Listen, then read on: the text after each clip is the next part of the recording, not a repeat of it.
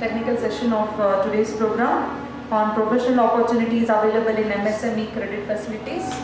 We have with us CA Kavita Ravinder to present on the topic. To give a brief introduction about Ms. Kavita Ravinder, she is a qualified chartered accountant and Masters in Commerce. She has more than 8 years of various consulting experience in MSME sector. She started her career with KPMG International Taxation Advisory Group. Then she moved into consulting role in accounting and audit, developing deeper perspective of challenges faced by MSMEs.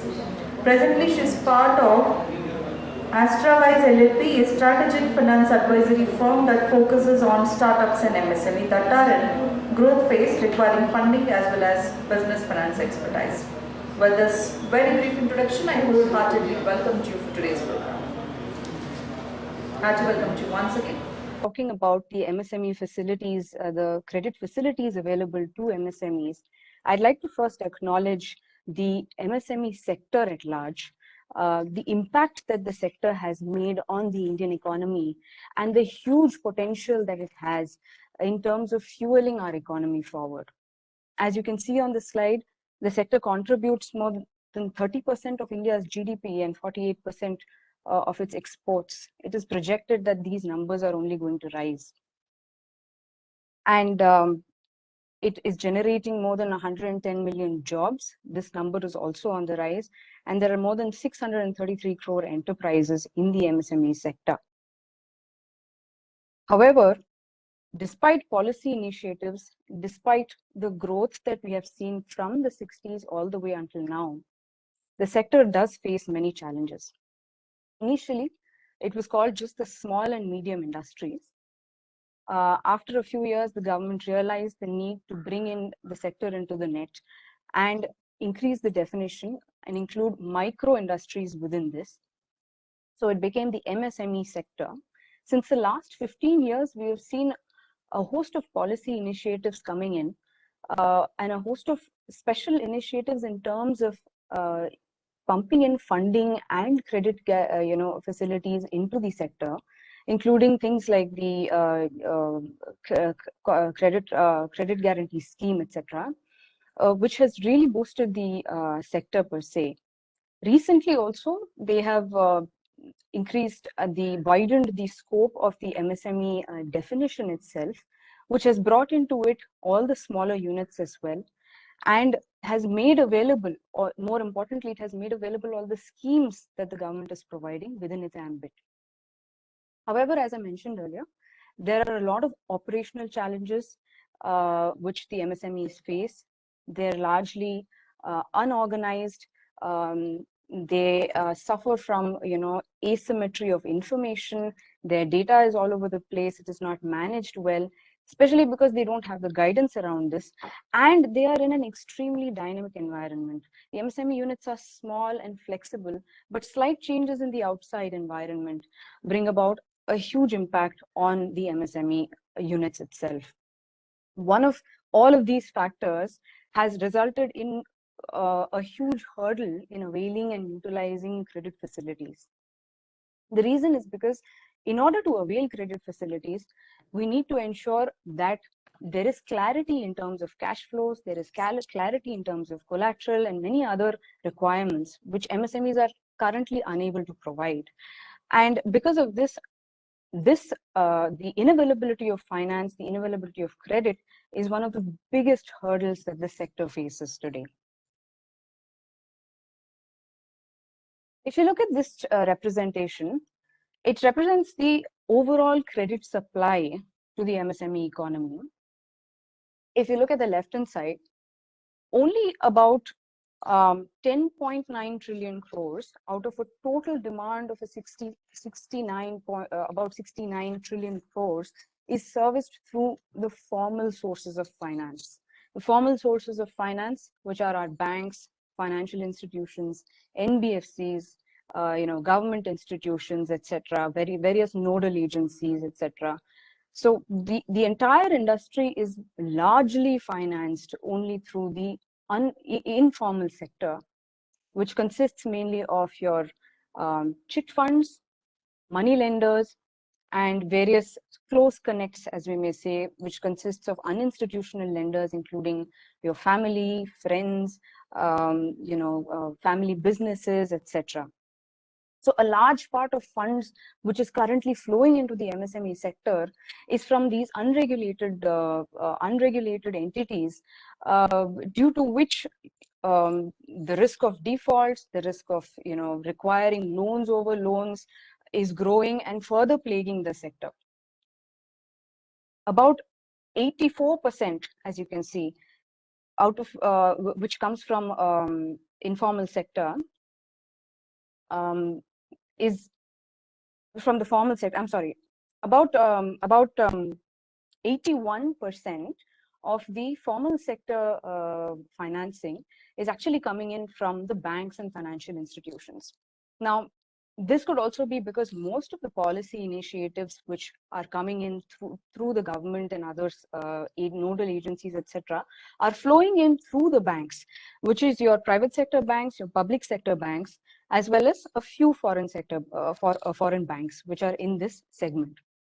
I'd also like to say the next biggest part of this pie is occupied by the NBFCs. Now, the NBFCs are more amenable to lending finance to the MSME sector. The reason is they are more nimble, they are more flexible, they are open to various modalities of creditworthiness rather than going with the conventional standards of creditworthiness. And because of that, they're able to accommodate the requirements of the MSME sector more than the banks typically have. They also have a larger risk appetite, and it is said that in the next, let's say 5 to 10 years, we're going to see a huge growth in terms of the credit facilities being lent to MSMEs from the NBFCs sector. It's also pertinent to note over here that a very small percentage of a benefit is actually flowing in through the government institutions itself, despite setting up various nodal agencies, despite having institutions like SIGBI, NABARD, etc., which are specifically set up for this purpose. And the reason for that can be analyzed in terms of, they are still adopting a sort of a safe route to give the credit facilities on the basis of only certain criteria being met. We as professionals basically need to stand up and address this potential, this huge gap which is there in the credit facilities, to try and see how can we empower the MSME sector, the MSME units, to be able to tap on the immense potential that is now available in terms of credit facilities. With that, I'd like to focus on the next slide, which addresses the potentially addressable gap. Now, out of the supply of credit facilities to the sector, about 36.7 trillion is what is estimated to be the total addressable demand. This addressable demand is currently being met only at a level of 10.9 through the formal sources, as we discussed. Another 25.8 trillion is potentially addressable in the near term through these formal sources. So we are looking at bringing in more of the credit facilities into the regulatory gap, rather than having this facility go to the unregulated money lenders or chit funds, etc. On the one hand, this provides a lot of opportunities for the formal sector itself to come in with new and innovative products, to understand MSME businesses better, and to provide them with the kind of solutions that they are looking for. But on the other hand, it provides a huge opportunity for professionals like us to step in and actually act as mentors, guide, and provide them the guidance that they require in order to be prepared to avail these facilities. Today, the problem is not only that the facility is not available. If the facility is not available, we need to think through as to why is it that it is not available. So we need to go back a little, go back and analyze ourselves as to, if I am not able to avail a loan, what is it that the loan facility is really based on? So how can I improve that? Which is where, as a professional, we need to help the MSMEs in the funding and credit decisions that they make, right? The decisions around what do I need to do in order to equip myself to get the kind of funding that I require. The second, I need to equip the MSME sector is in understanding what are the various options that are available today. Today, most people think that you go to a bank, you have short-term credit, you have long-term credit, but most people are unaware of the different kinds of evolving modalities, evolving options that are coming up in the market, which certainly can be tapped into in a secure way in order to gain finance. That brings me to the part where we need to stress on the importance of technologies. Today, we live in a digital world, and those who don't keep pace with the digital economy would sadly be left behind. So there are two options for MSMEs. Either you be forced to get into the digital net, or you have to take steps to adopt with technologies and increase your financial visibility through these technologies in order to make use of these facilities, which will now be increasingly available through the formal sources. The credit conundrum. Now, why is it that despite so much of policy initiatives, despite so many efforts being put into the sector, why is it that as an MSME, I am still not able to organize myself and get the loan that I need to get the funding that I need in order to fuel my business? Right? Let's look at it in terms of two perspectives. One is the constraints in terms of the banks, and the other is the constraints from the MSME sector itself. On the bank side, if you think about it, largely MSMEs require different kinds of loans. It's not the formal, structured way that a large organization is financed. That being said, the ticket size of the lending to MSME is usually smaller. Now that creates high transaction costs for the banks itself.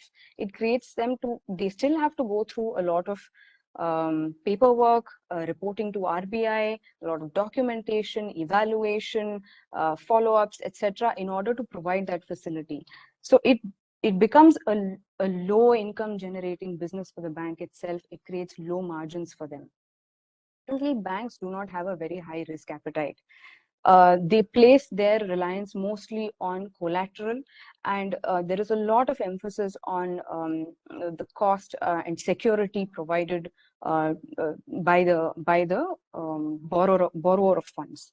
Mostly MSMEs are unable to provide this assurance, and the banks are unable to assume the risk involved. Lack of product innovation is basically, if you look at the kind of products that banks are right now selling, offering, they do not service the needs of MSMEs. The sector requires products which are more flexible, which permit speed and agility, and with which they can capitalize on growth opportunities in a quick and fast way. These kind of opportunities in traditional and conventional lending have not been provided by the banks. They have been unable to sort of step up and give that assurance to the MSME sector. That plus a very outdated underwriting process of processing, your CMA reports, etc., and going through certain levels of analysis and criteria in order to determine what would be the amount of debt that would be given out, what would be the terms and conditions, etc., itself is a disadvantage. On the demand side, if you look at it, largely MSMEs do not even have an information about what their cash flow looks like, what do their assets look like, or if they have maintained the information, it is asymmetrical, and it requires massive efforts in terms of reconciliations and compiling data from various sources. One source says something, the other source says something else. It is unreliable largely, and with a data source like this, with information which does not match up as such, they're unable to approach a bank and say, this is what I need.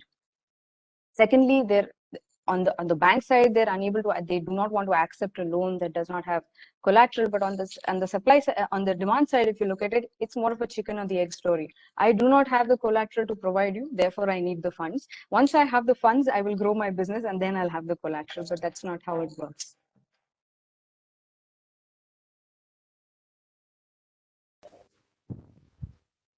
Hello, am I audible? All right. Limited equity in the balance sheet is another reason why banks do not get the comfort in lending. Limited equity would mean more and more reliance is placed on debt in order to service your day-to-day business, which further reduces the cash availability and further reduces the assurance that the banks have in terms of recovery of their loans and the usage of the loans towards the growth of the business. Run rate is a concept where the bank evaluates what is the amount of cash that you currently have based on the current level of business that you're operating at. So at any given point in time, your cash generation should at least span over a given number of months to assure the bank that the return that they require will be paid back to them. In order for us to even compute this, first of all, the information flow and organization around cash transactions has to be organized. They have to be understood and documented in such a way that these numbers can be computed. And the very fact is that today most of the MSMEs don't make this run rate. They don't qualify for the run rates which are being specified by the banks, and they're not able to then get the credit facility that they require. In this segment, we're going to explore we're going to understand the metamorphosis of the credit landscape itself. Look at how the credit landscape has actually evolved over the years, with a particular focus on the last 10 years, 10 to 15 years, where the credit landscape has immensely changed. A number of new options have come into the market, and digitization has immensely helped in improving the kind of products in terms of credit which can be offered to the sector. I'd like to now request Uma to take over to explain each of these products from a short-term, long-term, conventional, and new age perspective. Sure. Thanks, Kavita. Over Good to you. evening, one and all. Sure. Am I audible? Hello? Yes. Yes. Okay. Good evening, one and all. So today I'm going to be talking about the source of funding and the products of funding. Obviously, funding sources are of two types. One is a debt and the other one is equity. So today I'm going to be focusing more on the debt, while I would cover a little bit of the equity. Now, coming to debt, we have two things. One is the source of funding. Who are the key players who we approach? And the second is, what are the products that are available in the market? Who are the key players? Conventional players were only banks and NBFCs. NBFC stands for non-banking financial institutions, as we all say. Now with the e-commerce generation, I think this is the era of e-commerce, and we have a lot of marketplace and other financial markets, and online lending has become the order of the day. So we have several players who have come into the market to offer different kind of varied products to suit the needs of the MSMEs. Now let's look at what were the products, what was the debt classification. Now debts, as all we know, are classified into two types. One is on the tenure, one is on the underlying purpose. Now tenure is short term or long term. Short term is less than or equal to 1 year. Long term is more than 1 year. And the purpose is either you need it for a working capital need for a short term. It's a revolving credit where you don't want to burn your equity money into the working capital. And working capital should be a self-liquidating loan. Or the long term where you want to invest for buying an asset. It could be a plant, machinery, building, equipment, whatsoever it be. So conventionally, what are the sources of credit that we were tapping into, and who were we approaching? Conventionally, we had this fund-based credit facilities, which are typically overdraft, cash credit, or a short-term loan, which we also call as working capital demand loan. That is what the OD, CC, WCDL, and STL represent. I'm sure all of you would have come across this OD, CC, STL by way of your articleship in many of the companies where the BRS or the interest, finance cost, and assessing all those. However, just a brief pointer, overdraft or cash credit is offered only by banks because it is account-based loans. What is the feature of this is overdraft or a cash credit works as a current account where your internal accruals, or as long as your positive balances are there, it works as a current account. The moment you reach a zero balance or dip below the zero balance, it gets converted as a loan. And then on the utilization, you are charged a particular interest rate. This is a conventional product. Now, when it comes to WCDL or STL, it is a one lump sum disbursal which is given by the bank for a particular period of time. Let's say it could be anywhere between 90 days to 180 days to 365 days with a bullet repayment. Now, why there is a differentiation between ODCC or WCDL STL is that thus ODCC does not have a certainty of cash flows, and hence the lenders are unable to get the assessment of the asset and liability and what are the flows that are coming. Whereas WCDL or STL has a certainty over cash flows. So these are the conventional products. And then comes your trade credit. Trade credit is also a fund-based product. Typically, it was a bill discounting. What is a bill discounting? Bill discounting is very, very similar to a check discounting, like all of us know, that you are selling to a customer either a product or a service. You raise a credit invoice, you offer him a credit period of 90 days, but today you need to pay to your vendors. It could be, your receivables are deferred while your payables are upfront or front loaded. So to cater to this demand, we go and the MSMEs or the organizations whoever is in need of funding to cater to their working capital gap are going and discounting these bills with the banks. Now this calls for a lot of documentation, and the timing is in a sense, and the cost of funding. All these are essential in the trade credit.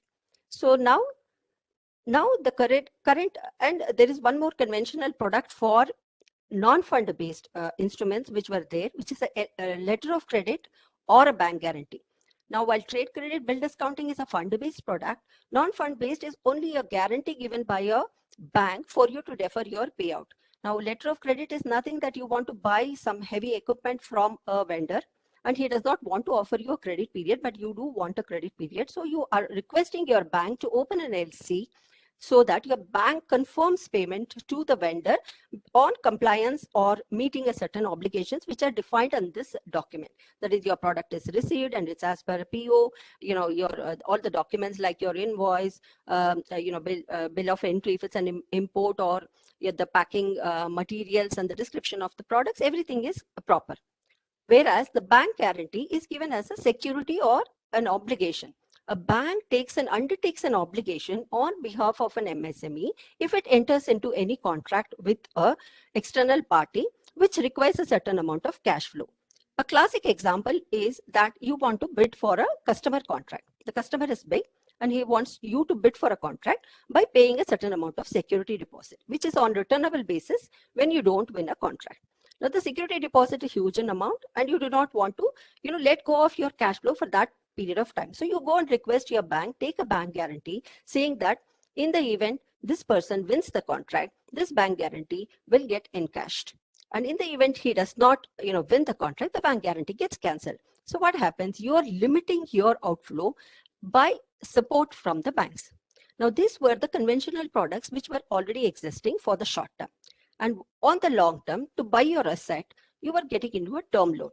So term loan is nothing but, the big ticket size loans given by traditionally the banks and NBFC for a particular period of time when your assets are financed initially and the assets are able to reap the returns, and the returns are being staggered over the principal repayment over a period of time. Now, what has undergone a change now?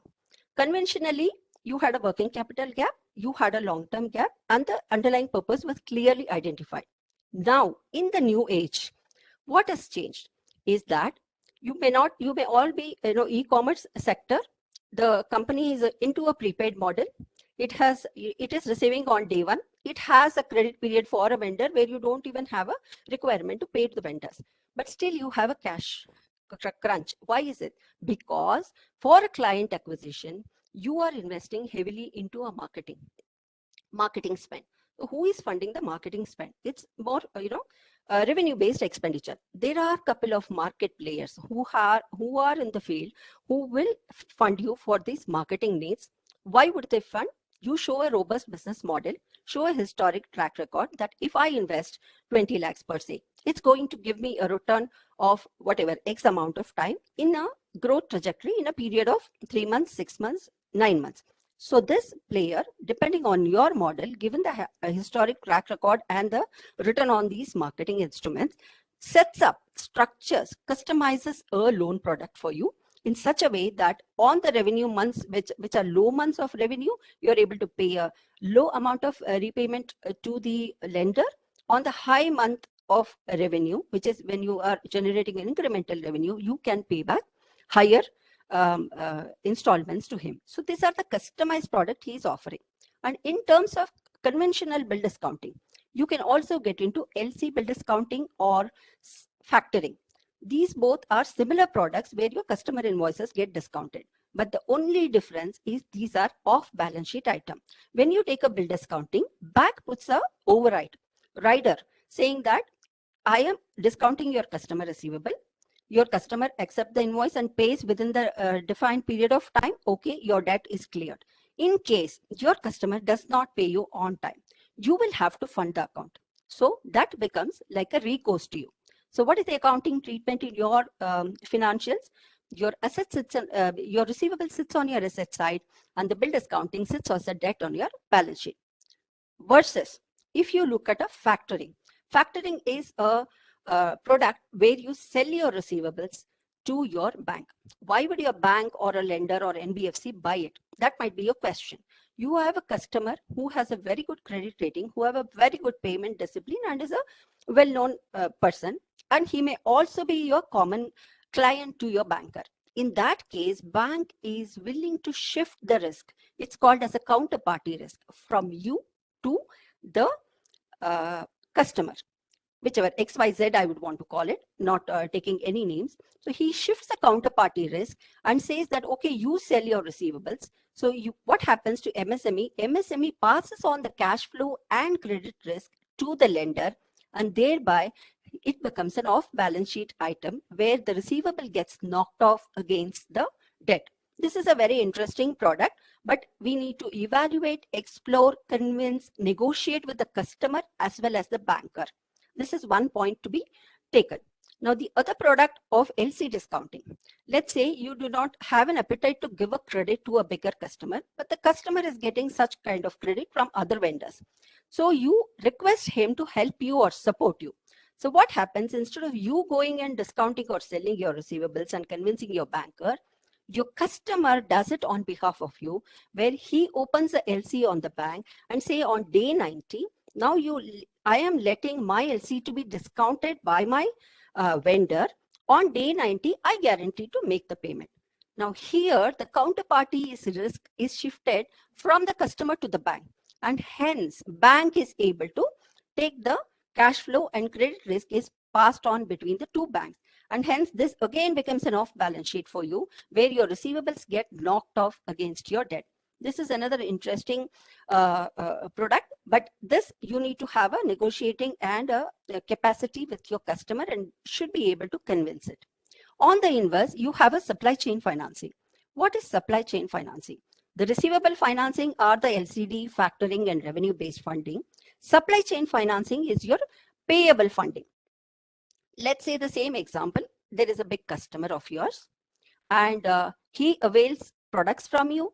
He gives some other product, he avails some services from an X party, then he gets into a freight services from a Y party.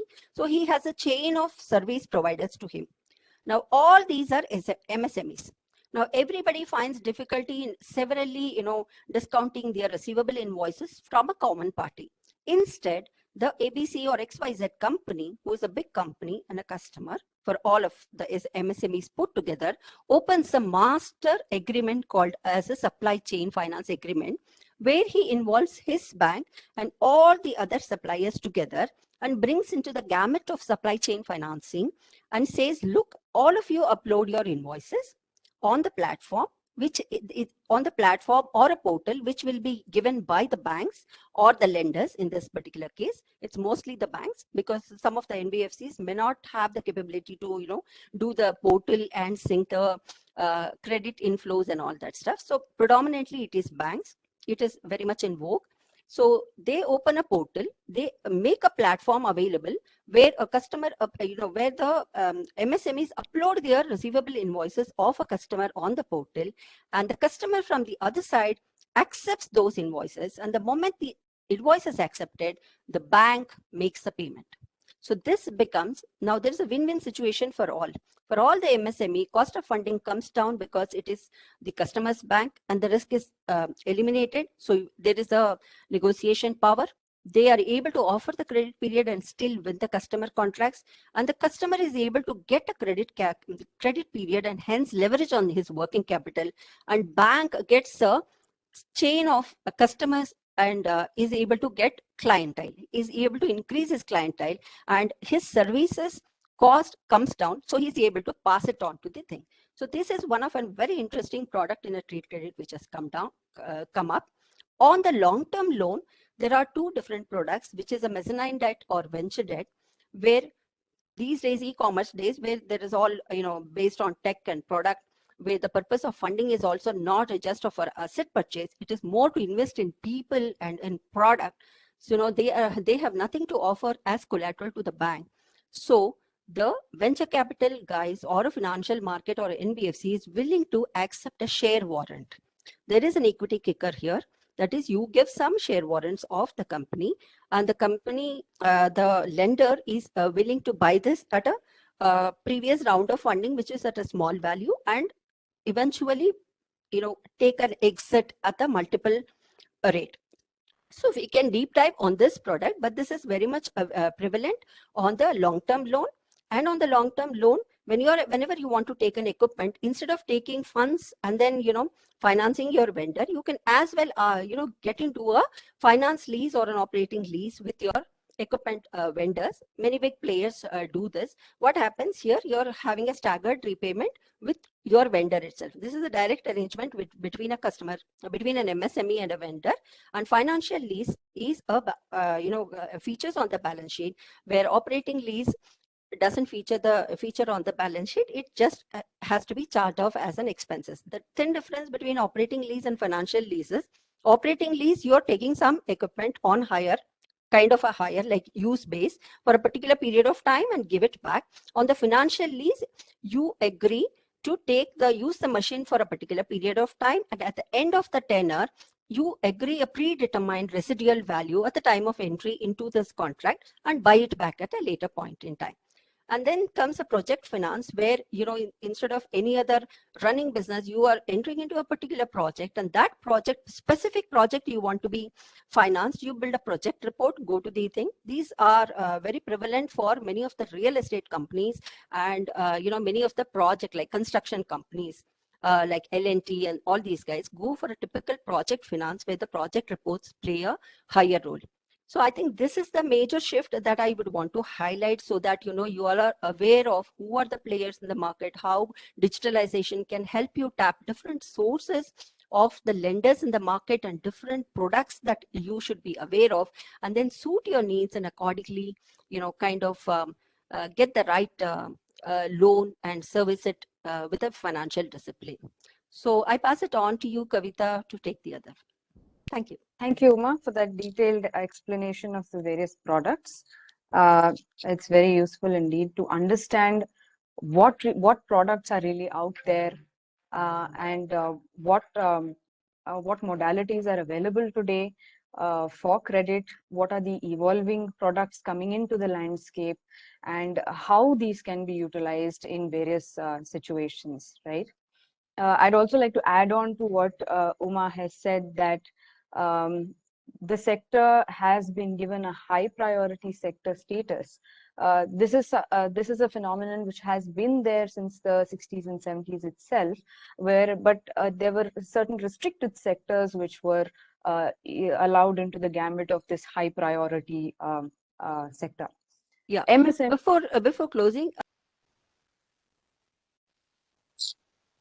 So I'd like to give a brief background of what we previously discussed before I jump onto this slide and elaborate what we were speaking about. We began with a brief background about the MSME sector, the credit facility available in the sector, the addressable demand through formal sources that can be achieved in the near term.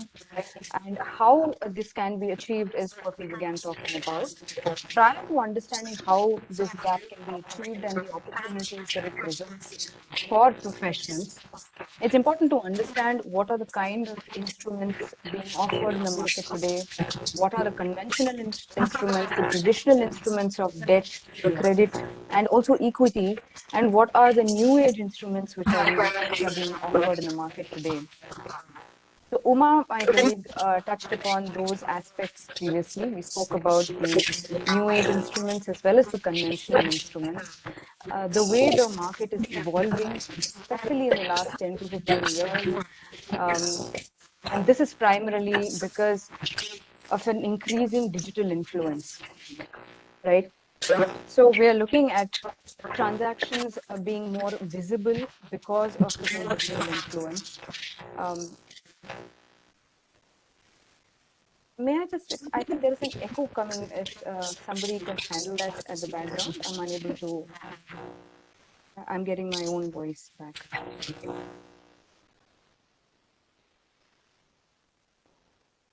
Yeah, so coming back to the digital influence, I'd like to talk about various modalities which are today affecting the credit landscape and improving the provision of these services, which are now more far-reaching, and the smaller players are coming into the net, getting more access to this, and this is what is ultimately going to encourage the smaller players to switch over the traditional money lenders, the chit funds, and taking the advice of just friends, family, lending, getting unsecured loans from such sources, and moving on to the formal sources of financing.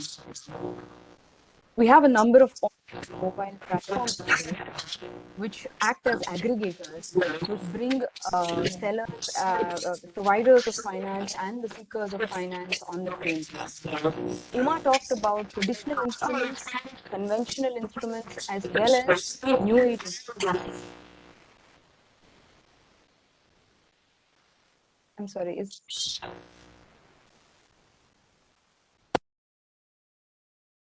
yeah, I think that helped. So Uma spoke about traditional instruments, the conventional instruments of debt, both short-term and long-term, and then she also touched upon the new age instruments and the kind of hybrid instruments that we're looking at. What I'd like to point out is that digital influence is not just on the new age instruments of finance. It encompasses all these facilities. It's a facilitator as such, which brings about more visibility, which allows for the smaller players in the market to access finance much more easily.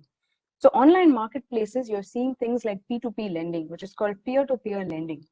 It's essentially a large-scale lending of money between people online. So, so what that essentially does is that it puts the people who have the money as a provider and the people who are seeking the money, the MSME as the seeker, onto a same platform.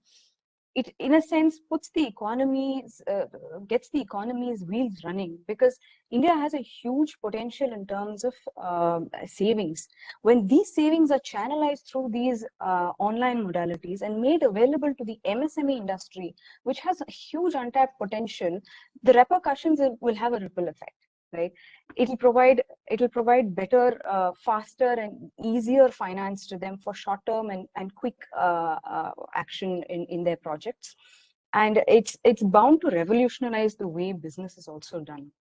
Uma spoke about supply chain financing, about how banks are building portals, which brings into the net the entire supply chain. So it's not there's just the big players. With the big players, the smaller players are coming into the formal credit facility net. They're able to access this facility easily. They're getting better terms, and this is all because of digitization, right? Then we talk about services like Payments Bank. Now, Payments Bank is are service providers. They're not service providers. They typically function like a bank, but they do not accept. They do not provide credit facilities or loan. So why are they listed here? If they do not provide credit facilities, how are they useful to an MSME? Because through payment banks, there is a financial penetration into every corner of the country. MSMEs are widespread. They're in various industries. They're in traditional as well as non-traditional industries. You would have seen post demonetization how digitization and use of payments banks has helped the smaller vendors and the smaller businesses to actually make use of such digital platforms to increase their business.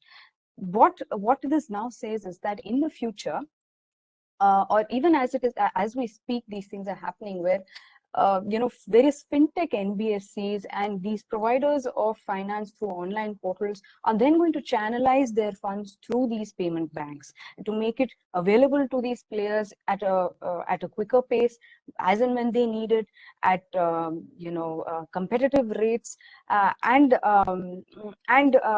with lesser sort of terms, conditions, covenants, etc. The next big thing is blockchain.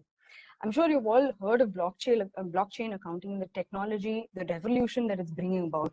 As I mentioned earlier, it's going to bring a lot of visibility in terms of the assets, right? So it provides clarity over the ownership of these assets, the existence of obligations, etc. And this can dramatically improve the credit efficiency today, because by giving visibility, you are actually improving the credibility of the loan seeker.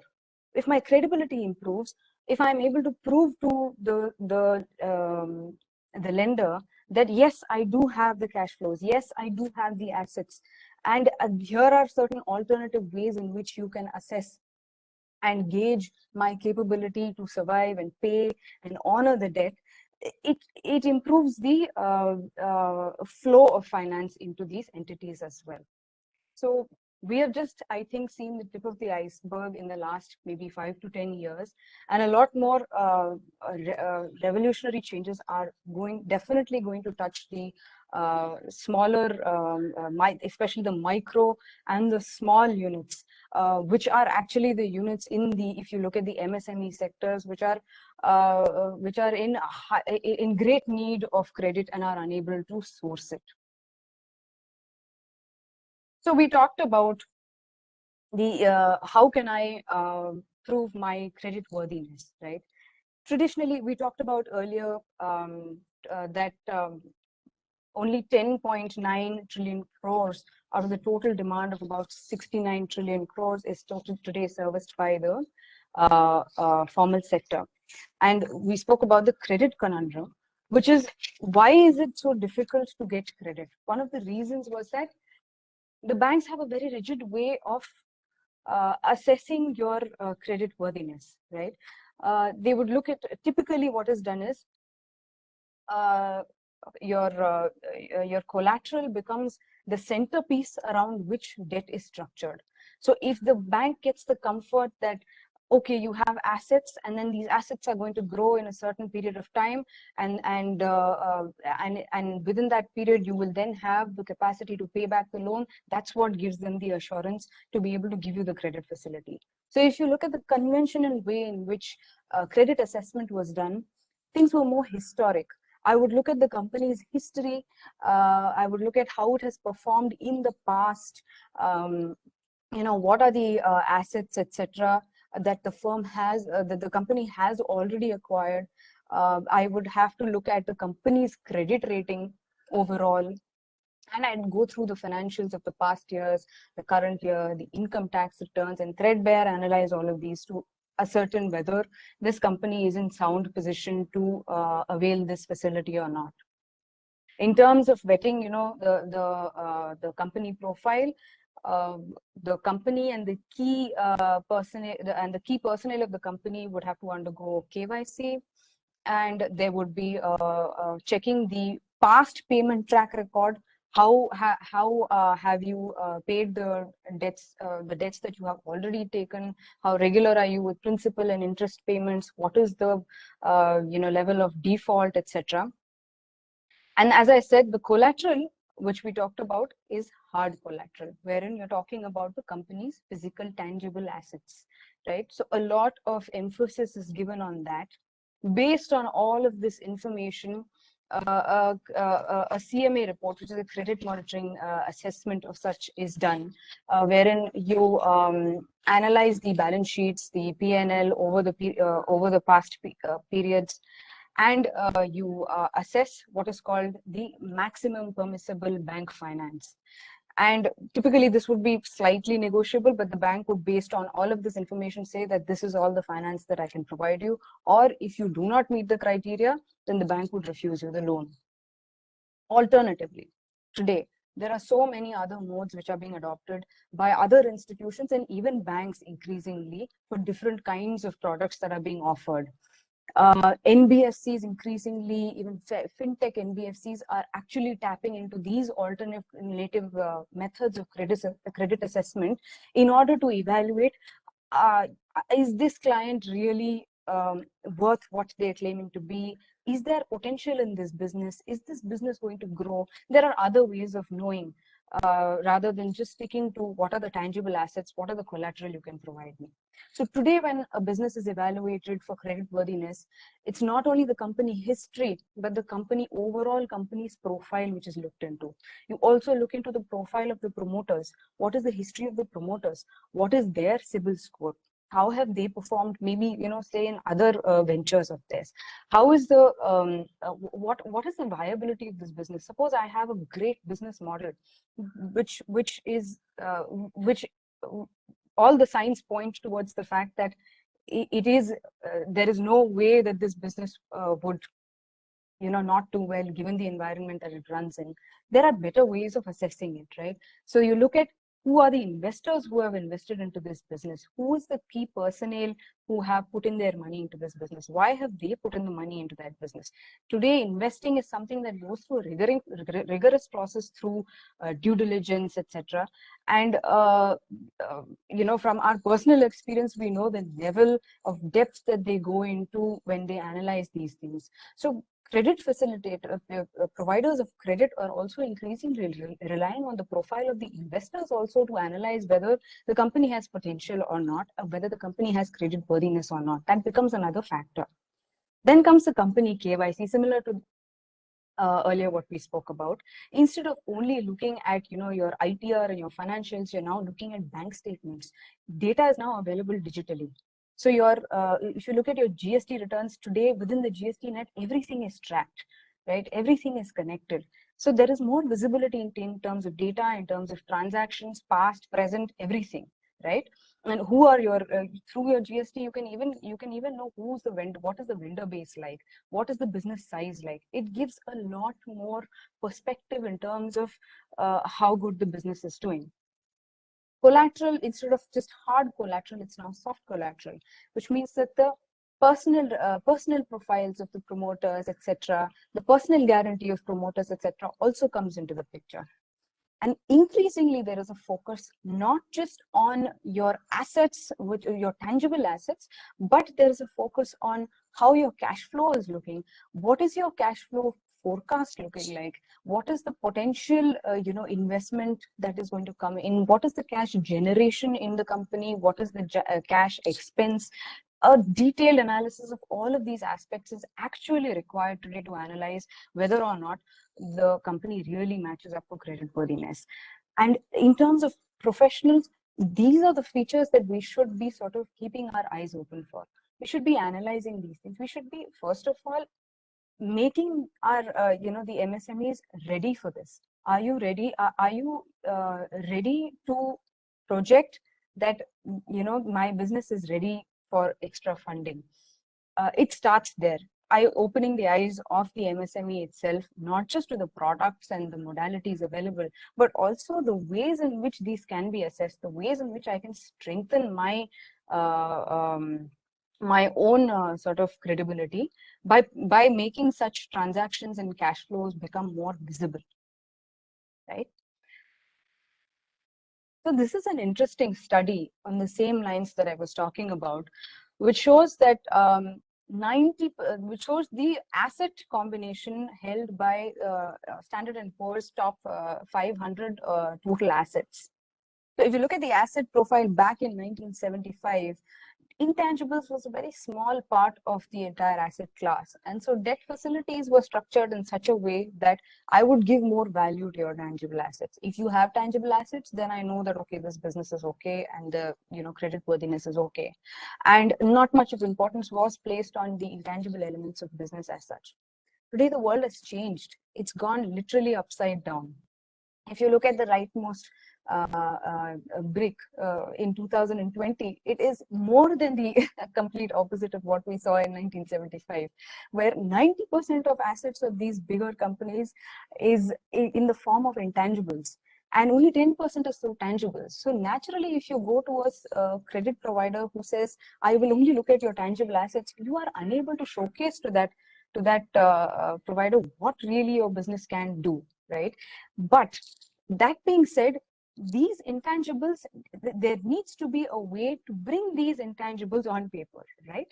So how can we do that is through structuring your transactions and through structuring your cash flow, bringing about that visibility, clarity, and compliance, which would ensure that you're able to showcase the value that your business, that your enterprise actually has, right? In terms of any sort of intangible property or goodwill or your projected revenue streams or your vendor list, your customer lists, all of these are sort of intangible assets which have great value, but you need to find a way to assign the value to showcase that this value can then be utilized in order to seek the finance that we're talking about.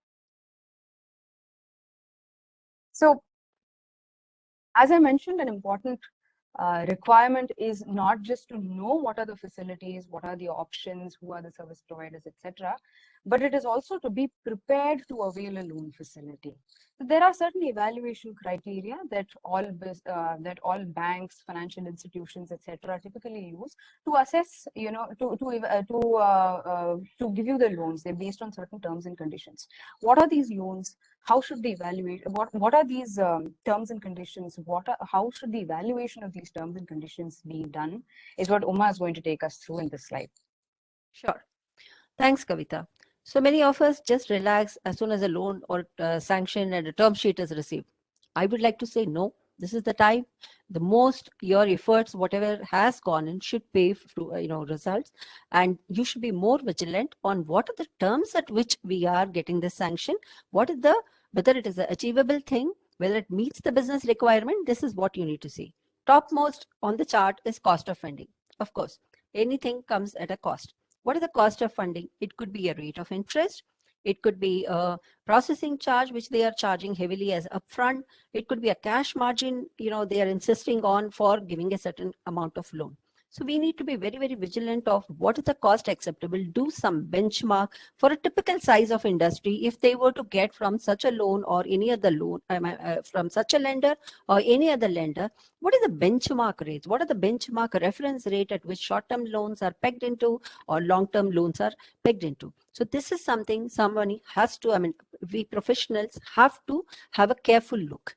Second is the security. What is the security offered? Is it a tangible asset, intangible asset? Is it a securitization of a receivable? Then how are we going to take it out? In what form are we giving the securitization? Are we creating a charge which goes into the public domain and visible to all? Your shares are getting pledged because you're all in the demat world where it's flashes. So these are the detrimental factors for a company. So you need to protect the company's interest while you are agreeing on providing such kind of security to the lenders. Next is tenor and repayment schedule. Are we taking the right kind of tenor? If I have a credit period for my customer for 60 and 75 days is with the buffer I'm able to collect, do not extend the tenor to 90 days and sit back on lazy realizations. Please push, keep it 75 days. You are driving and triggering both. You need to play a devil's advocate part here, protect company's interest as well as look through lender's lens. And the repayment schedule. Now, when you take a long-term loan, structure it in a way that your cash flows is able to generate the cash flow and able to meet and service the repayment. Nowadays, the term loans can be structured like you can ask for a repayment holiday, which we call as moratorium for 6 months or 1 year until when you feel that, cash flow is, you're having enough of cash flow to service the loan repayment, or you can go for a balloon structure. What is a balloon structure? Build 5% in the initial stage, 10%, 25%. You phase out the repayment and structure the loan. Yes, it comes at a cost, but then it is better to service the loan and be sure of timely repayment than, negotiating on the cost or interest rate at some points in time. So take a conscious call. The last and the important piece is covenants. Now, there are certain riders. What are covenants? It's simply a term and condition a lender puts in his sanction letter that if I sanction your loan, these are the key metrics or financial metrics or performance indicators I would be watching when you give me your data. And these are some of the informations or riders I'm going to bind you by. You have to, oblige. Otherwise, this is going to call for a default of loan. So you need to be very, very vigilant. What are the financial covenants? They will say that, your current asset to current liability should be more than X.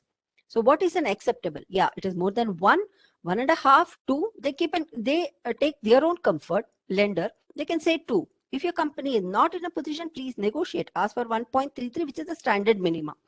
Next, total outsider liability by tangible net worth. What does it mean? It's not debt equity ratio. Debt equity ratio simply covers debt and an equity. But total outsider liability, apart from debt, also covers your creditors. So all these liabilities put together by a tangible net worth, they will define should be less than a particular number. Please go assess that in the historically, when the company is doing whatever the way it's functioning, what has been this, and going forward with the growth, what is an achievable number, and agree on that covenant which you can comply with. And the next is some of the covenants, not just the financial covenant, information covenants, like, you need to, and the riders saying that you need to give me at least 50% of your flows to me. You need to route your statutory payments through me. You might have already integrated your payment system to some other banker. And just because you're entering into a lending facility with another banker, when you are agreeing on this, this may cause service disruption into your system. Be aware of this. Then there are certain covenants. They would say that, you are promoter who's the, whose brainchild is this business should have a minimum of, 33% of 33% share in this company, and you cannot dilute that shareholding pattern. And for every kind of buyback, you need to take our permission. Without an NOC, nothing cannot move. And after taking our loan, you cannot invest into your subsidiary. You cannot invest in your fixed asset. There are so many riders they would put. Please go through all that. Please negotiate on what is possible, what is not possible. And there are certain conditions which, if it helps into getting a financial discipline into the MSME, please go for it, accept it. Because that brings by automatically default a system, payment behavior and discipline into the company. So you're imbibing a good governance and practices within the company. So these are certain things I would really, impress upon you to look into and follow. Yes, Kavita, over to you too. Thank you, Ma. Sure. So moving on.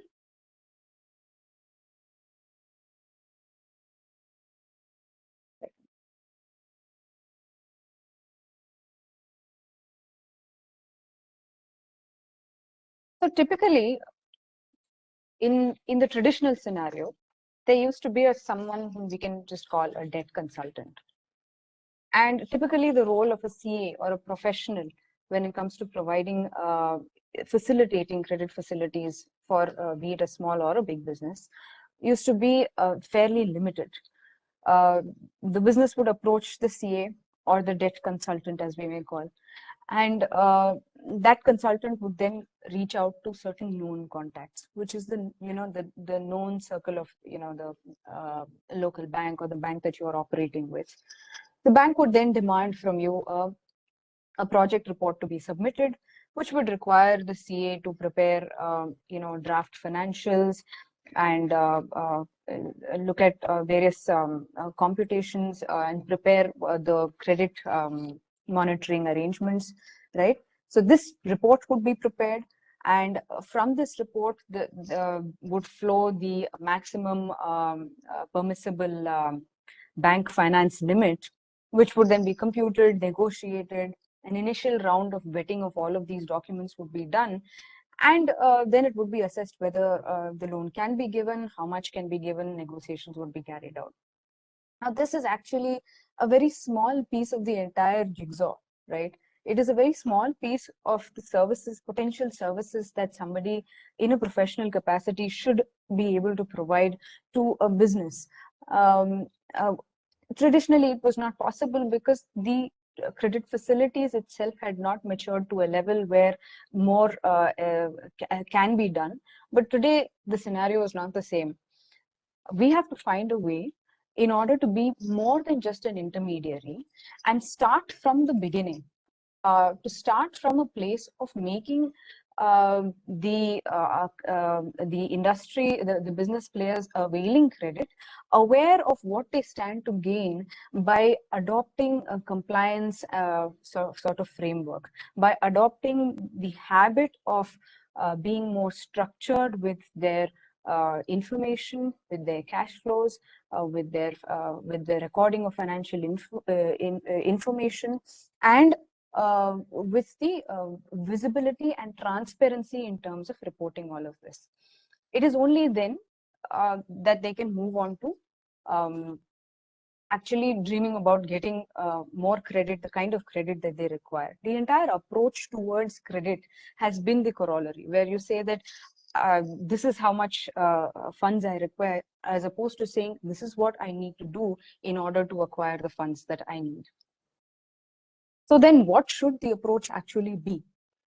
The very first step, I would say, I would reiterate, is the fact that you have to know your business, right? Not just you, the professionals serving the business have to have an in-depth understanding of what the business does, what are its performance, key performance indicators, what are its key assets, what are the important assets of the business, which are really the springboard of the business, which are really the very base for fueling that particular business. What is the business model which is being adopted? What are the revenue projections and the cash flows actually looking like? What they are planned to be, and what are the growth plan and prospects that the company has for itself? What are the various models and assets, as I pointed out? And also a holistic understanding of the business and management structure. The structure plays a very important role because it is that which defines the operating efficiencies of all of these factors. It is only the business and management structure on the basis of which any process that you put into play, that you put in for from a compliance or a finance perspective, can actually come to fruition. Right. So only when you understand these things and make your the MSME partner aware of the fact that this is the basis of this is the place from where you have to begin, it would be more and more beneficial.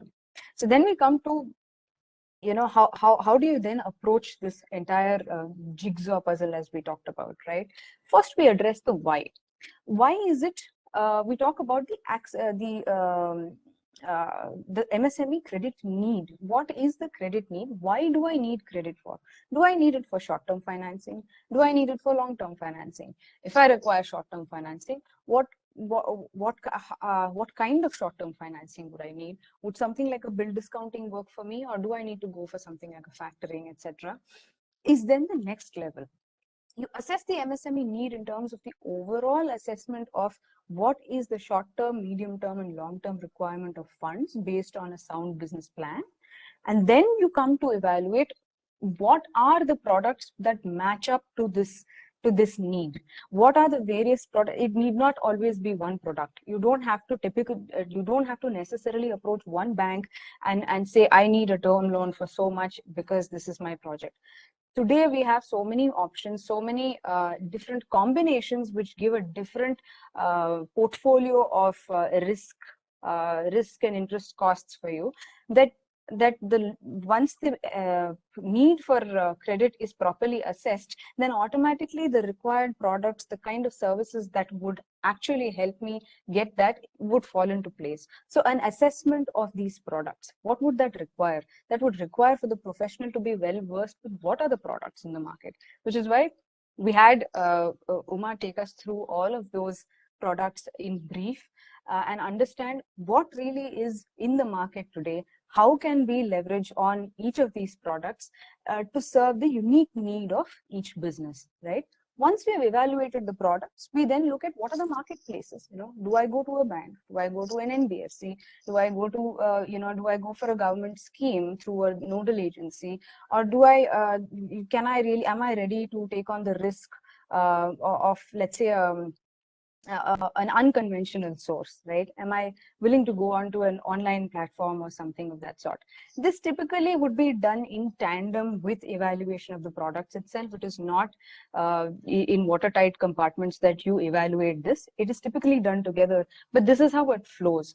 The very first is to open the eyes of the MSME to understand that you have to structure your activities in such a manner that you are able to do this assessment in a more logical way.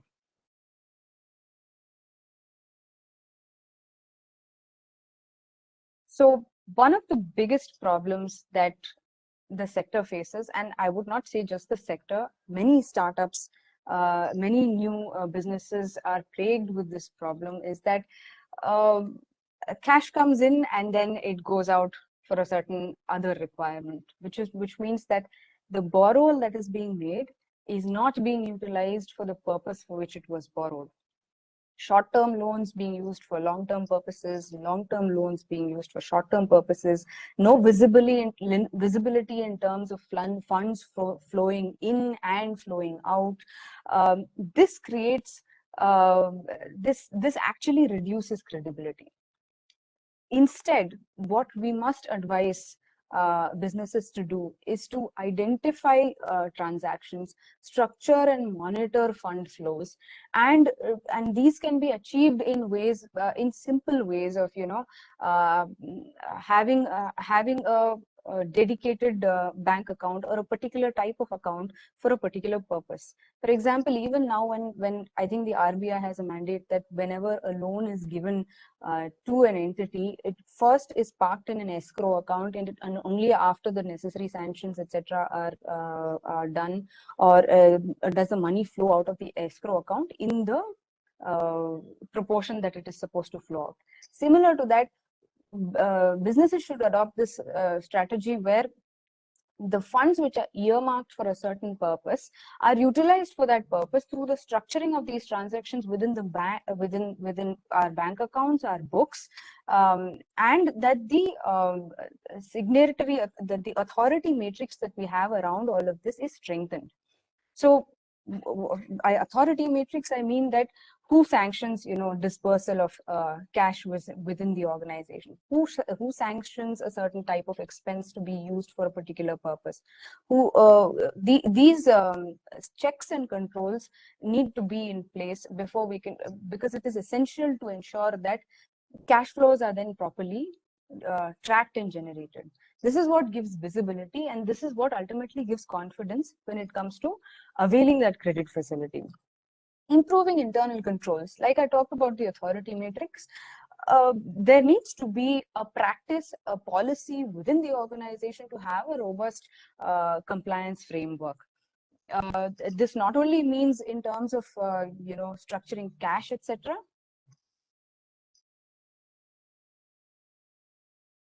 Oma, could you take over?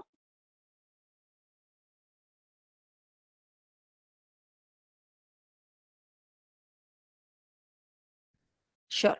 So tracking cash generation and consumption areas is basically, providing all elements of cash which is coming into the company and how it is, whether it is a cash flow from operation, whether the cash is consumed in the financing activities or it's in the financing investing activities. So this gives a clear picture of where is the generation of cash flow and where is the outflow of cash flow, very clear visibility, and also it helps to contain the excess cash burn, or whether the investments are made for a potential return. So this, in this way, we can comply with whatever sanction facilities, terms and conditions we have agreed with the external partner, or internally the management budgets which have been imposed upon for finance to meet with, which is almost in the hands of other operations team, but finance steps in and makes it. That's how you are able to give a robust and MIS reporting to your management as well as the lenders. To conclude, we'd just like to emphasize on the basic do's and do nots in order to remain within the formal sources of credit and to be able to avail these sources. So it starts from the very beginning of remaining informed, not just about what are the sources of credit, what are the instruments of credit, and what are the marketplaces, etc., but also about my own business, about what is the business really about, what are my transactions looking like, where are my assets of value actually placed, and what from that what can I leverage on in order to get funds. The second is then to match the business need. What is the business need to the right instruments, to the right players in the market, and go about it in an evaluated manner, wherein a complete evaluation needs to be done of what source, what proportion, what instrument. It all needs to come together and then needs to be executed. Finally, I'd like to stress upon the fact that while all this is theoretically possible, none of this is actually achievable unless and until an organization builds a culture of financial discipline and compliance. So it's very important that right from the grassroots level, the culture of compliance, a culture of visibility and tracking is instilled into every employee, so that this then has an effect at a very large level, right? To conclude, I want to just sort of take a leaf out of our chief guest's speech today to emphasize that women professionals should actually occupy their rightful place. Today, we have a lot of opportunities, not just for men. It is equally available for women as well. As they said that it's not just in terms of the freedom to pursue what you want, but it's also a choice beyond that. We are not just obligated, in terms of a career, but there's also your social responsibilities, and then your responsibilities at home, the family, politically, everything coming together. It's important that we take that step towards achieving that full potential. Just the way MSME business are sitting on untapped professional competence, untapped power in terms of contributing to the economy.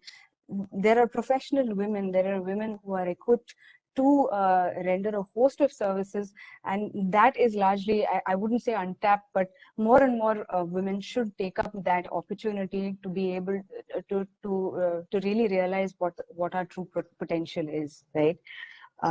So thank you all for listening to us. If you wish to get in touch with us, you may. Thank you, chief guests, chairman sir, secretary sir, and everyone in the audience for your time and giving us the honor of presenting here. Yeah, thanks one and all. Good luck for all you guys. Bye bye. Thank you so much, and sorry for that inconvenience caused. Chief guest had come a little late. Sorry for that. Thank you so much, Kavita ma'am, and also Uma ma'am, for spending your valuable time and making this conference first session very, very interesting and meaningful. Thank you so much, both of you, once again, on behalf of all the participants and also on behalf of entire managing committee of Bangalore branch. Thank you.